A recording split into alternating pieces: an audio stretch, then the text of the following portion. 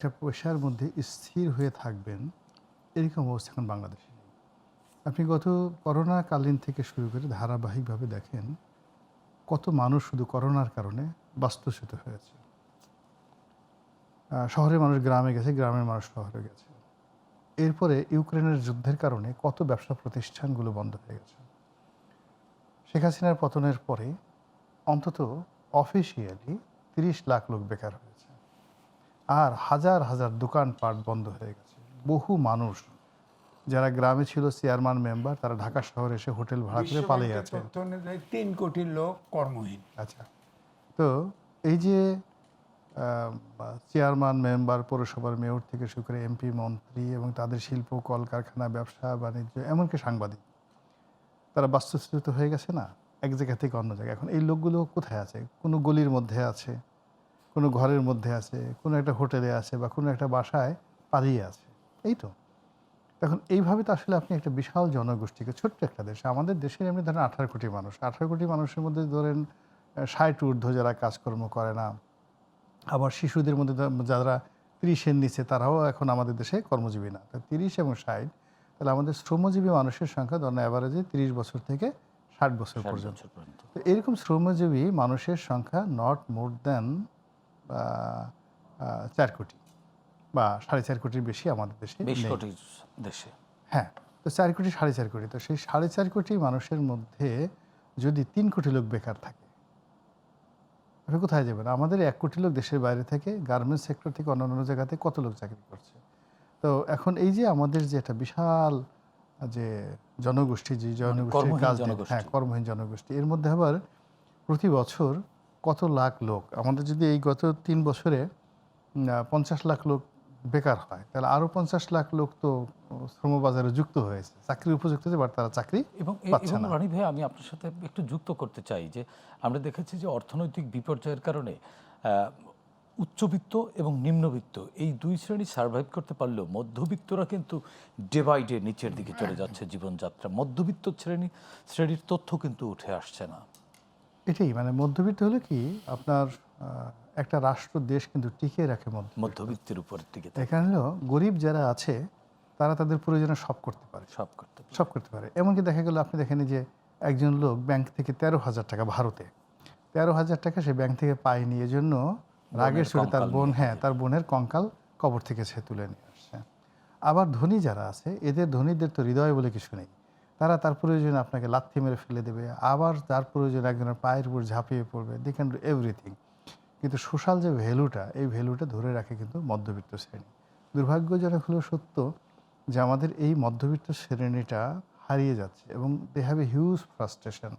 এ কারণ হলো প্রত্যেকটা পরিবারের হাতে নাম্বারটা কিন্তু বেশ বড়। হ্যাঁ, বড়। অর্থাৎ প্রত্যেকটা পরিবারে দেখেন ছেলে মেয়েগুলো, যে পরিবারে দুটো বেকার ছেলে, সে চাকরি পাচ্ছে না, তো সে কী করছে? সারাদিন মোবাইল নিয়ে থাকছে। যদি নেশাগ্রস্ত হয়ে থাকে, নেশাগ্রস্ত হয়ে যাচ্ছে। বিয়ের বয়স হয়ে গেলে সে যদি আপনি তাকে বিয়ে করাতে, এবার যদি বিয়ে না করে, সে যদি অশালীন জীবনযাপন করে, প্রত্যেকটা পরিবার একটা জাহান্নামে পরিণত হয়ে গেছে। তারপরে কোনো মধ্যবিত্ত পরিবারে সে যদি চাকরি হারিয়ে থাকে, কোনো মধ্যবিত্ত পরিবারের মহিলা যিনি ঘরে রান্না বাড়া থেকে সব কাজগুলো করেন, তিনি অসুস্থ হয়ে পড়েছেন এই সময়টাতে।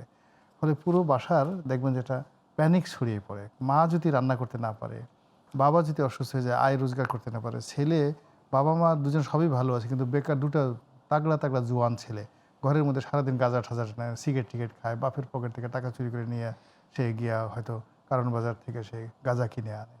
তো এরকম আবার দেখা গেল যে কেউ অতিরিক্ত নামাজি হয়ে পড়ছে, অনেকে অতিরিক্ত জঙ্গি, বা সারাদিন আল্লাহ খোদা ছাড়া কথাবার্তা বলে না। আমার এক পরিচিত লোক বলতেছিল, মধ্যবিত্ত, তার ছেলে অলানে ছাড়েন, বড় লম্বা চুল রাখছে, সারাদিন নামাজ কালাম, ক্ষুদা সারা কিছু বোঝে না, কি একটা ব্যাপারে তার বাপের সাথে মনে হলো তার বাপ কাফের, বাপরে ধরে দিয়েছে মায়ের, আচ্ছা মতো পিটুনি দিয়ে দিচ্ছে।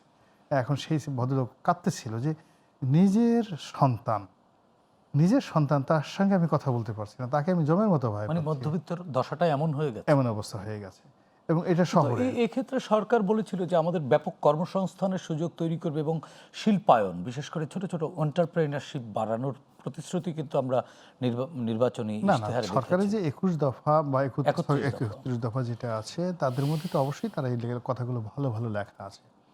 এখন ধরুন, আপনি মন্ত্রী পরিষদের, আপনি বুকে হাত দিয়ে বলেন, কোন মন্ত্রীকে দেখে আপনার কাছে মনে হয় এই একজন ভালো মন্ত্রী অতীতের যে কোনো সময় আসছে এই মন্ত্রণালয়টা সে ভালোভাবে চালাতে পারবে। Just I am not asking any name, আপনি শুধু নিজের কাছে জিজ্ঞাসা করেন যে আমাদের স্বাধীনতার পরে বিভিন্ন সময়, যেমন একটা সময় দেওয়া রয়েছে সাইফুর রহমান, তাকে দেখেই মনে হতো একজন মন্ত্রী। ইভেন যে স্বরাষ্ট্রমন্ত্রী ছিলেন ওই যে লুকিং ফর শত্রুস, কি যেন ওনার লুৎফুজ্জামান বাবর, তাকে দেখে কিন্তু মনে হতো একজন মন্ত্রী। হিজ এ মিনিস্টার ছিল। হ্যাঁ, তার অ্যাটিটিউড ছিল হিজ এ মিনিস্টার।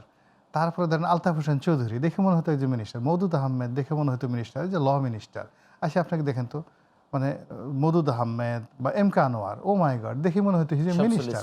হ্যাঁ, হ্যাঁ, শামসুল ইসলাম, শামসুল কর্নেল ইসলাম, আকবর, হ্যাঁ কর্নেল আকবর, শামসুল ইসলাম তো বোধহয় তথ্যমন্ত্রী ছিলেন। তথ্যমন্ত্রী ও মাই গড, মানে আমি তার বাসায় এখনো মনে পড়ে। তরিকুল ইসলাম, হ্যাঁ তরিকুল ইসলাম, আমি শামসুল ইসলাম সাহেবের বাসায় একদিন গেলাম, যে ও মাই গড, সে যে কী খাবার দাবার, কী আয়োজন, আমি একজন জুনিয়র একজন সাংবাদিক তখন, কী সম্মান যে তিনি আমাকে করলেন। আই কুড নেভার ফরগেট এই ভদ্রলোককে। তার ছেলে সাইফুল ইসলাম আমার বন্ধু মানুষ, তার সাইফুলের ওয়াইফ মানে সাবরিনা ইসলাম, কনকর্ড গ্রুপ ওরা আছে। কিন্তু তার বাবার ওই ব্যবহারটা, তার মা সে ওই সময় বব কাটিং চুল করতেন, আপনার এখনো চোখে ভাসে। হ্যাঁ, আমার এখনো চোখে ভাসে। তো দিস ইজ মিনিস্টার। ওই যে রাজকীয় বাড়িতে তারা বসে থাকতেন এভাবে, ধরেন একজন তোফায়েল আহমেদ যে চেয়ারে বসে আছেন, মনে হতো যে হিজ এ মিনিস্টার। তা আপনি এখন দেখেন তো, মানে আপনি কাউকে এভাবে জোর করে, মানে যদি ঢোল দিয়ে সারাদিন না বাজান যে যাই আমি মিনিস্টার, আমি মিনিস্টার, আর আশেপাশে যদি চারিদিকে শুধু লোকজন নাচতে থাকে যে মন্ত্রী আসছে, মন্ত্রী আসছে, এরকম মনে হয় তিড়িং বিড়িং সব কেমন এরকম কাউকে কি দেখা যাচ্ছে না এখন? আমার কাছে। আমি ওরকম ভাবে নতুনকে তো ছেড়ে দিতে হবে। আমি নতুনকে ছেড়ে দিলাম। নতুন তো অনেক কিছু আছে, যেমন নতুন প্রকৃতিতে নতুন ফুল আসে, আমরা অবাক বিস্ময় দেখি। এই যে গত বছর যে আমগুলো বুড়ো হয়ে পড়ে গেছে, আমরা খেয়ে ফেলছি, এই বছর সেই গাছে কিন্তু নতুন আম ধরেছে, ছোট ছোট আম, কিন্তু আমরা কিন্তু আশায় আছি। এখন এরকমভাবে নতুন যে আসছে 60 দিনে আশার সঞ্চার করবে, আমি কাউকে ইন্ডিকেট করে বলছি না। তো এইটা যদি মানুষের মনে, মানে আমি শুধুমাত্র প্রশ্নগুলো রাখছি, আবার কেউ ভুল বুঝবেন না, আপনার দর্শকদেরকে বলছি যে I am not indicated anything, আমরা জাস্ট সতর্ক করছি, না সতর্ক করছি না, আমি শুধু বলছি এই কথাটা, পার্সোনাল স্পেকুলেশন না, পার্সোনালও না, অ্যাজ এ বিশ্লেষক হিসেবে যে কথাটা বলছি, যে মানুষ রয়্যাল বেঙ্গল টাইগার দেখেছে, যে সে আর একটা বাঘ তো ওই বাঘের মতোই দেখতে চাইবে। একটা বিড়ালকে এনে তো আপনি রয়্যাল বেঙ্গল টাইগার বানাতে পারবেন না। এখন এই বিএনপির তো এবার প্রথম না, এর আগে বিএনপির ক্ষমতায় এসছে, বিএনপির প্রধানমন্ত্রী ছিল, বিএনপির প্রেসিডেন্ট ছিল, বিএনপির 70 থেকে 75 জন মন্ত্রী ছিলেন এক একটা ক্যাবিনেটে। এখন তাদেরকে দেখতে কেমন ছিলেন, তারা কথা বলতেন কেমন, ফ্যামিলি ব্যাকগ্রাউন্ড কেমন ছিল, কাজ কেমন করতেন, সফলতা কেমন ছিল, তো ওইগুলোর সাথে তো বিএনপির লোকগুলি মেলাবে। তো মেলানোর ক্ষেত্রে যদি তারা দেখে প্রথম দ্য ডে ওয়ান, যে আরে বাবা, এই দুই বিড়ালের মতো, মানে বাঘ বানাইলাম কিন্তু বিড়ালের মতো মিউ মিউ করে, এই বললাম যে কোকিল হিসেবে তারা দিলাম সেদিকে কাকা করে, হ্যাঁ আমি তাকে ধরে নিয়ে আসলাম, সে বিরাট অবস্থা, যেহেতু দেখি অন্যরকম শব্দ করে, তো ওইরকম না, মানে আমি যাকে ট্রিট করছি, ফলে কি হচ্ছে, তো ফ্রম ডে ওয়ান সে করবে কি আশাহত হয়ে যাবে, সে মানবে না, সে উল্টে উল্টে কথাবার্তা বলবে। আমাদের দেশের মানে ওই যে দেখেন না, যে একসময় আমাদের সেই বিখ্যাত আজিজ ভাই একজনের সাথে টকশো করতে গিয়া কারো যেন আঙ্গুল দেখে এরকম করছিল না, যে এরকম একটা অবস্থা, রাগ রাখতে পারে না সে। তো এরকম আপনি গিয়ে যদি বলবেন যে অমুক সাহেব আসছে, এটা আসে, এটা জায়গার কথা, সে বলবো যে হাত দেন দেখা দেবে, যে ওইটা করে দেবো, আচ্ছা মতো রাগ হয়ে যাবে। কিন্তু যখন আপনি সম্ভ্রম তৈরি করবেন, ডে ওয়ান, একটা বোয়াল মাছ, ও জন্ম নেয় বোয়াল মাছ হিসেবে, কিন্তু কোনোদিন ট্যাংরা পুঁটি জীবনে কোনোদিন বোয়াল হতে পারছে বলেন? একটা সূর্য সকালবেলা সূর্য হয়ে ওঠে, আপনি কি কোনোদিন দেখছেন যে একটা তারা সকালবেলা তারা হয়েছে, দুপুরের সময় সেটা সূর্য হয়ে গেছে? কোনোদিন হয় না, ওর জন্মই হয় সূর্য হিসেবে। তো যার জন্য একটা সরকার যখন আসে, দ্য গভর্নমেন্ট ইজ কামিং, সে আসছে, সরকার আসছে, মুহূর্তের মধ্যে প্রকৃতিতে যেভাবে বসন্ত আসে, ওইরকম একটা সরকার আসার সঙ্গে সঙ্গে টেকনাফ থেকে তেঁতুলিয়া পর্যন্ত জাগরণ হয়ে যাবে, একটা ওয়েব তৈরি হয়। হ্যাঁ ওয়েভ হয়ে যাবেন। সেই ওয়েবের জায়গাতে যদি মানুষ তুচ্ছ করে, তাচ্ছিল্য করে, ট্রল করে, তারপর সম্মান রাখে না, আজে বাজে কথা বলে, কোনো বিরোধিতা করার দরকার নাই। তো আপনি কথা নাম, আপনি একজন ভদ্রলোক মানুষ, কোট টাইপের সুন্দর হয়ে গেছেন, অফিসে নামতেছেন, পিছন থেকে একজন এসে কানটা মলে দিল, আপনি 3 দিকে তাকে করবেনটা কি বলেন তো?